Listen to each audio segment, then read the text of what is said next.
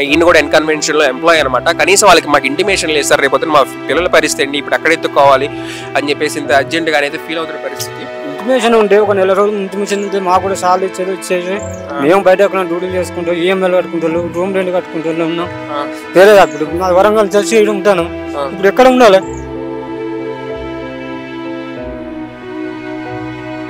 ఇప్పుడు మా ఎంప్లాయీస్ మేము దాదాపు 400 మంది రోడ్ మీద పడ్డాం. ఇప్పుడు మీరు చూస్తున్న రోడ్ మీద మొత్తం అంతా ఎంప్లాయీస్ బయట నిలుస్తున్నారు. ఎంత ఇబ్బందులు ఏడ్చుకుంటున్నాం.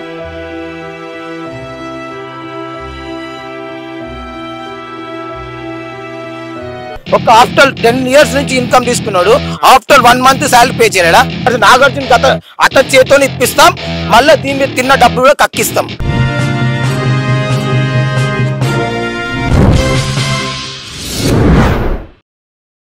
మీరు చూసుకోవచ్చు, హైడ్రో ప్రాజెక్ట్ ఆపరేషన్ భాగంగా ఇక్కడ నాగార్జున గారి కన్వెన్షన్ సెంటర్ కూల్చేయడం జరుగుతుంది. అది మొత్తం కూడా కాంపౌండ్ వాల్ అనమాట. ఎంత పెద్దగా ఉండదో ప్రీవియస్ గా ఉన్నది మీరు చూస్తే దాన్ని అర్థమవుతుంది అనమాట. అంత పెద్ద కాంపౌండ్ వాళ్ళు చెరువులో నాగార్జున గారు కట్టడం అయితే జరిగింది. హైడ్రోలో భాగంగా సినీ యాక్టర్స్ లేదు, పొలిటీషియన్స్ లేదు, రాజకీయ నాయకులు లేదు, లేకపోతే రౌడీలు లేదు, ఎవరన్నది మాకు అనవసరం. మేమైతే అక్రమంగా కబ్జా చేసి ఏ అయితే ఉన్నాయో అవన్నీ కూడా మేము కూల్ చేస్తామని చెప్పేసి సీఎం రేవంత్ రెడ్డి గారు హైడ్రా అన్న ప్రాజెక్ట్ స్టార్ట్ చేయడం జరిగింది. దానిలో భాగంగా నిన్నటి పొద్దున్న తెల్లారగట్ట 4 గంటల వరకు కూడా ఎంప్లాయీస్ పనిచేసి వెళ్ళారంట. ఇప్పటికి తెల్లారగట్ట వచ్చేసరికి లేదు సార్, చూసరికి ఇదైపోయింది సార్ అని చెప్పేసి వాళ్ళందరూ కూడా బాధపడుతున్నారు. ఎంప్లాయీస్ తో మాట్లాడించే ప్రయత్నం చేస్తాను. ఇంకా నెక్స్ట్ మంత్ వాళ్ళకి నెక్స్ట్ శాలరీస్ ఎవరు ఇస్తారు ఇవన్నీ కూడా కాంగ్రెస్ పార్టీ లీడర్స్ ఒకళ్ళు ఇద్దరు ఉన్నారు, వాళ్ళతో కూడా నేను మాట్లాడించి చూపిస్తాను మీకు. అయితే ఎంప్లాయీ కదా మీరు, అదే చూస్తున్నారు, మీరు చాలా బాధతో చూస్తున్నారు. మీకు ఎప్పుడు చెప్పారు కనీసం? ఇదిరిగాని ఒకసారి. ఈయన చాలా అయితే బాగా ఈయన కూడా ఎన్కన్వెన్షన్ లో ఎంప్లాయ్ అనమాట. కనీసం వాళ్ళకి మాకు ఇంటిమేషన్ లేదు సార్, రేపు మా పిల్లల పరిస్థితి అండి, ఇప్పుడు అక్కడ ఎత్తుకోవాలి అని చెప్పేసి ఇంత అర్జెంట్ గా అయితే ఫీల్ అవుతున్న పరిస్థితి. నైట్ 4 గంటలకు డ్యూటీ చేసినాం. నైట్ 4 గంటలు, తెల్లారు 4 గంటల పొద్దుగాల పోయి వచ్చేసరికి కూలి చేసిండు. ఇంటిమేషన్ ఉంటే ఒక నెల రోజులు ఇంటిమేషన్ ఉంటే మాకు కూడా సార్లు ఇచ్చేసి మేము బయట ఎక్కడ డ్యూటీలు చేసుకుంటాం, ఈఎంఐలు కట్టుకుంటారు, రూమ్ రెంట్ కట్టుకుంటూ ఉన్నాం. వేరే ఇప్పుడు మా వరంగల్ చర్చి ఉంటాను, ఇప్పుడు ఎక్కడ ఉండాలి? ఎంతమంది ఉంటారు లోపల ఎంప్లాయీస్? 400 మంది. 400 మంది ఉన్నారు. 400 మందికి ఇప్పుడు ఈ మంత్ శాలరీస్ అయిపోతాయి. 5 తారీఖు 25 వరకు నెల అయిపోతుంది. 5 తారీఖు సార్లు కరెక్ట్ ఇస్తారు. ఇప్పుడు పూరా మొత్తం బయట పడ్డా, రోడ్డు మీద పడ్డాం.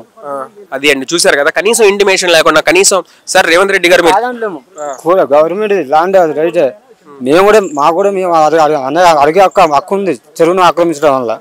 కానీ అది ఇంటిమేషన్ ఇచ్చేసి చేస్తే ఒక పద్ధతిగా ఉంటుంది కదా.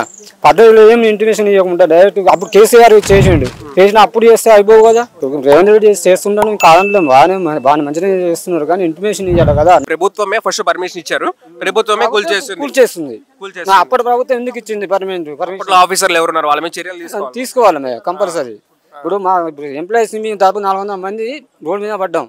ఇప్పుడు మీరు చూస్తున్న రోడ్ మీద మొత్తం అంతా ఎంప్లాయీస్ బయట నిలుస్తున్నారు. ఎంత ఇబ్బందులు ఏడ్చుకుంటున్నాం. ఇప్పుడు నేను 10 సంవత్సరాల కానీ చేస్తున్నా, 10 సంవత్సరాల కంటే చేస్తున్నా. ఏం చేస్తారు మీరు అందులో? హౌస్ కీపింగ్ చేస్తుంటా. 10 సంవత్సరాలు చేస్తున్నా. నాకు ఇంత తిన్నా కాబట్టి నాకు బాధ అనిపిస్తుంది. ఎందుకంటే ఎవరైనా నువ్వు తప్పు చేసినా ఎవరు తప్పు చేసినా కూడా ముందు హెచ్చరిక చెప్పేసి చేస్తారు ఎవరన్నా. ఏం హెచ్చరిక లేకుండా నైట్ చేసేసి ఉదయం వచ్చేసి చాలా తప్పు పని. చేసేది మంచిదే కానీ ఇది అయితే కరెక్ట్. ముందుగా నోటీస్ ఇచ్చి మీ ఎంప్లాయీస్ చెప్పేసుకోండి, మీరు బంద్ చేపించుకోండి. ఆల్రెడీ ఉదయం పార్టీ ఉంది, సెటప్ అయింది, అన్ని ఉన్నాయి. కక్ష పూరింపులు ఏమైనా చేస్తున్నారంటారా వీళ్ళు? కక్ష పూరింపుల వల్ల అయినవి కావచ్చు. నాకు తెలిసిన తర్వాత కక్ష పూరింపులే ఉన్నాయి. ఇన్ని రోజుల కంటే డైరెక్ట్ స్పాట్ లో ఎంటర్ అవ్వడం అంటే కక్ష పూర్తిగా అన్నట్టే కదా. అది ఒక కక్ష పూర్తిగా ఇన్ని రోజుల కంటే లేనిది ఒక ఉదయం వచ్చి నువ్వు ఖాళీ చేయండి, మీరు ఖాళీ చేసేసుకుని ఎంప్లాయ్ చెప్పేసేసుకోండి, 2 రోజులు టైం ఇస్తా, 1 రోజు టైం ఇస్తా అని చెప్పేసి అయిపోదు కదా. డైరెక్ట్ ఉదయం వచ్చేసి అందరూ నైట్ 4 గంటలకు డ్యూటీలు వేసేసి ఊర్లోకి ఇంటికి వెళ్ళి కనీసం ఫర్నిచర్ కానీ ఏమైనా తీసే ఛాన్స్ ఇచ్చారు? ఏం ఛాన్స్ ఇవ్వాలి, ఏం లేదు. అన్ని మొత్తం అన్ని సిస్టమ్స్ కానీ లేకపోతే అందులో ఏవైతే ఉన్నాయి అన్ని ఏం లేదు. తీసుకునే ఇది కూడా లేదు. ఇది ఒక గ్యాస్ ఖాళీ సిలిండర్ బయట పెట్టింది, ఎందుకంటే పేలుతానికి గ్యాస్ సిలిండర్ బయట పెట్టింది, మొత్తం అన్ని కూల పెట్టేసింది. చూసారు కదండి, ఇలాంటి ఎంప్లాయీస్ 400 మంది ఉన్నారంట. మరి కనీసం ఇన్ఫర్మేషన్ ఉంటే మంచిది కదండి రేవంత్ రెడ్డి గారు. మీరన్నా కొంచెం వాళ్ళకి దయ చూపించాలి. కంపెనీస్ వాళ్ళని తీసేసే ముందు నోటీస్ పెట్టానే ఇస్తారు. మీరు ఇలాంటి కూడా లేకుండా డైరెక్ట్ అటాక్ మేము తీసేస్తామంటే ఎలా కుదురుతుందండి? మీరు చేసేది మంచి పని, 100కి 200% మంచి పని చేస్తున్నారు. ఎందుకంటే ఫ్యూచర్ జనరేషన్ గురించి మీరు ఆలోచించుకొని చేస్తారు. కాకపోతే ఒక నెల 2 నెలలు దానిలో ఉన్న ఎంప్లాయీస్ గురించి ఆలోచించాలి అన్నది మీరు ఒకసారి చూసుకుంటే బాగుంటుందని చెప్పేసి నా ఒపీనియన్. సార్ నమస్కారం అండి. నమస్కారం. మీ పేరు? నా పేరు Kaviraj Talari, social media convener, Serilingampally constituency, Congress party. Okay, మరి ఇప్పుడు రేవంత్ రెడ్డి గారు కూల్ చేస్తున్నారు కదా, కాంగ్రెస్ పార్టీ వాళ్ళు కూడా కూల్ చేస్తారంటారా?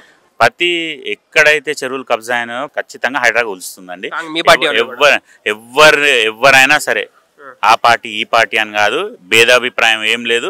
ప్రతి ఒక్కరిది ఎక్కడ కబ్జా అయినా, చెరువు ఎక్కడ కబ్జా అయినా కూల్చడం తథ్యం. ఓకే, ఇప్పుడు మరి మీరు చేసిన 100% మంచి పని. ఎందుకంటే ఇక్కడే చెరువు ఉంది, ఇక్కడ దీన్ని మూసేసి కట్టేశారు. పద్ధతి కాదు, అది కట్టకూడదు. ఫ్యూచర్ జనరేషన్స్ కి వాటర్ బాడీస్ ఉండవు, గ్రౌండ్ లెవెల్ ఏమి ఉండవు. కానీ అందులో ఎంప్లాయీస్ ఒక 400 మంది ఉన్నారంట. మరి ఇప్పుడు వాళ్ళకి రేపు నెక్స్ట్ మంత్ శాలరీ, ఒక మంత్ అయినా ఇంటిమేషన్ ఉండాలి కదా.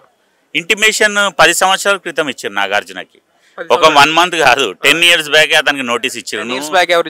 10 years బ్యాక్ ఉన్న అప్పుడున్న ప్రభుత్వం ఇచ్చారు, అప్పుడున్న ఇరిగేషన్ వాళ్ళు ఇచ్చారు, అప్పుడున్న రెవెన్యూ డిపార్ట్మెంట్ ఇచ్చింది. మరి ఆయన అప్పటి నుంచి ఏం చేస్తున్నాడు? ఆయన కుదించుకోవాలి కదా, ఆయన వెనకకు జరగాలి కదా. ఏదైతే ఆయన చెరువులోకి వచ్చిండో అది వెనకకు జరుపుకోలేడు.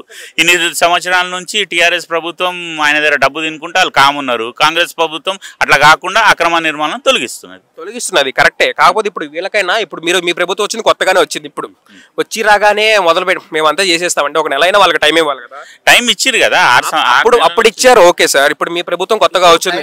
నాగార్జున గారిని అడగాలి, మామూలు కాదు.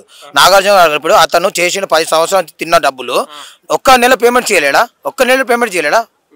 మీరు అన్నదానికి నేను సమాధానం చెప్తాను.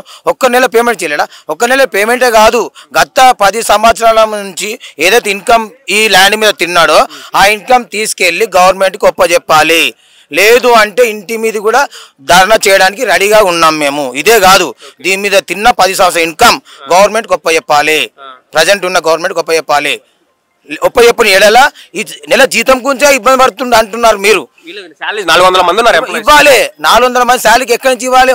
ఒక్క ఆఫ్టర్ 10 years నుంచి ఇన్కమ్ తీసుకున్నాడు, ఆఫ్టర్ 1 month శాలరీ పే చేయలేడా? నాగార్జున దగ్గరికి మీరు ధర్నా చేస్తాం. మేమెందుకు శాలరీ? ఆయన ఇస్తారు, కంపల్సరీ ఇవ్వాల్సిందే శాలరీ. వాళ్ళకి ఎంప్లాయీస్ వాళ్ళు కబ్జా ఎంప్లాయ్ చేయలేదు, కబ్జా చేసి నాగార్జున గారు పడ్డారు. వాళ్ళకి న్యాయం చేస్తాం మేము. కాంగ్రెస్ ప్రభుత్వం, నేను కాంగ్రెస్ ప్రభుత్వం నుంచి వచ్చాను. కాంగ్రెస్ ప్రభుత్వం నుంచి కొట్లాడి వాళ్ళ శాలరీ కంపల్సరీ వెళ్తాయి. 100% నాగార్జున అతని చేతితో ఇప్పిస్తాం. మళ్ళీ దీని మీద తిన్న డబ్బులు కూడా కక్కిస్తాం. Real sure.